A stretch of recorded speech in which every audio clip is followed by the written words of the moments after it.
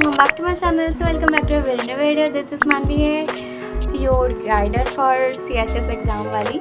So yes guys, this is the second part जो कि मैंने बोला था कि मैं CHS डायरी से करके फर्स्ट वाली पार्ट में बताया था कि CHS क्या है, उसकी रियलिटी क्या है, मैं क्यों वहाँ से like middle of the session में आ गई थी वापस. But in this blog I will tell you कि how you have to prepare for that exam, क्योंकि मैंने पर्सनली दिया हुआ है तो मुझे आइडिया है कि कैसे तैयारी करना है. तो सबसे पहले जिसे भी लगता है कि 10th का सिलेबस और उसका सिलेबस सेम है तो वो तुम्हारी गलत फैमिली है. वो सिर्फ बोलने के लिए सेम रहेगा बट वो बहुत डीपली आता है उसमें. तो ये चीज़ तुम सोच के चलना कि तुम्हारा GS बहुत स्ट्रॉन्ग होना चाहिए. GS इन द सेंस कि तुम्हारा general science as well as general knowledge, तुम बोल सकते हो उसे करंट अफेयर, ये बहुत स्ट्रॉन्ग है.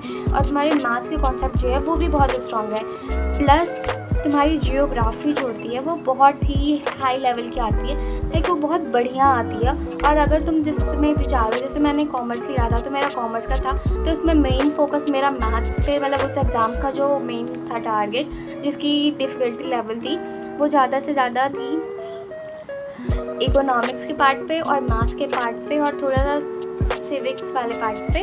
और इंग्लिश और हिंदी तो वो कॉमन है तो वो तो था ही.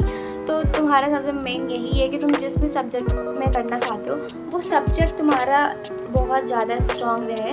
और स्ट्रॉन्ग के साथ साथ देखो, तुम इतना स्ट्रॉन्ग नहीं कर सकते कि तुम उसका सारा का सारा क्वेश्चन आंसर कर लो.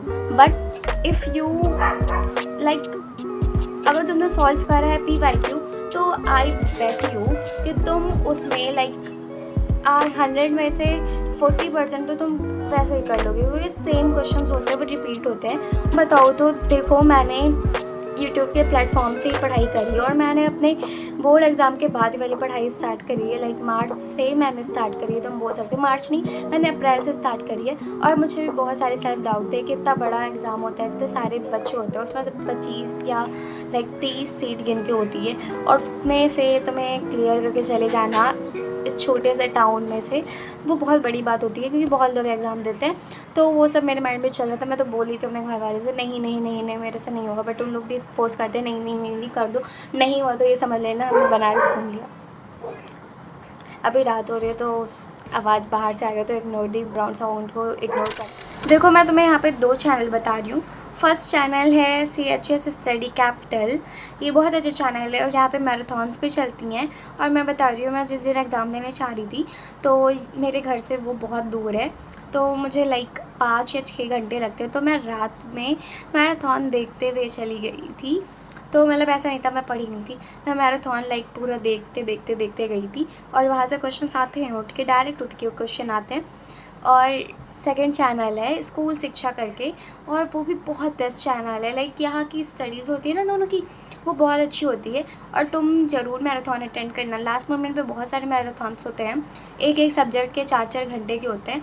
तुम उसको देखना और अगर तुम्हारा एक बार क्लियर हो जाता है, तुम्हारे घर पे बहुत तुम्हारी रिस्पेक्ट बढ़ जाती है, तुम्हारी सोसाइटी में तुम्हारी रिस्पेक्ट बढ़ जाती है कि तुम भी अच्छी हो जैसा एग्ज़ाम क्लियर कर रहे हो. I personally felt that. तो मैं तुम्हें बता रही हूँ. सो यस गाइस, यही था. मैं इसमें कुछ ज़्यादा नहीं बोलूँगी. अगर तुम्हें कोई भी डाउट रहेगा वहाँ के हॉस्टल को लेकर, वहाँ के लाइक PG को लेकर या वहाँ के सिस्टम को लेकर, तो तुम ज़रूर कमेंट करना.